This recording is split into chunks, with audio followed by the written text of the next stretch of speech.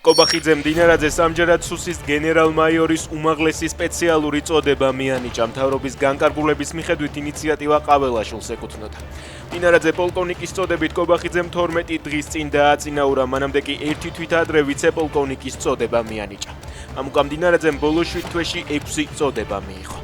მომავალი ტრამპ თაუერის მიმდებარედ 41 სართულიანი შენობის ასაშენებლად ნებართვა ძმები ფხაკაძეების კომპანიამ მიიღო. საუბარია თამარაშვილის 13 ნომერში არსებულ თითქმის 10,000 კვადრატული მეტრი მიწის ნაკვეთზე.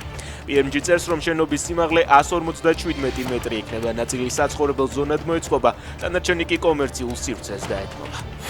დააკავეს 66 წლის კაცი, რომელიც ყალბის სამედიცინო დოკუმენტების გამოყენებით სამხედრო სამსახურისგან თავის არიდებაში 30-ზე მეტ წვევამდელს დაეხმარა. თავდაცვის სამინისტროს ცნობით ის თაღლითურად დაეუფლა 100,000 ლარზე მეტ თანხას. დაკავებული პირის პირადი ჩხრეკისას ამოღებულია 6,000 ლარზე მეტი, სახლის ჩხრეკისას 105,000 ამერიკული დოლარი.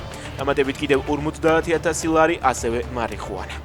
რუსეთმა და ჩრდილოეთ კორეამ მდინარე ტუმანაიაზე პირველი საავტომობილო ხიდის მშენებლობა დაასრულეს. რუსეთის ტრანსპორტის სამინისტროს განცხადებით, ორ ქვეყანას შორის ეს პირველი პირდაპირი სამანქანო გზა იქნება. დღეს საზღვარზე ცერემონია გაიმართა, სადაც ხიდის კონსტრუქცია ორივე ქვეყნის მხრიდან ერთმანეთს დააკავშირეს და შეუერთეს.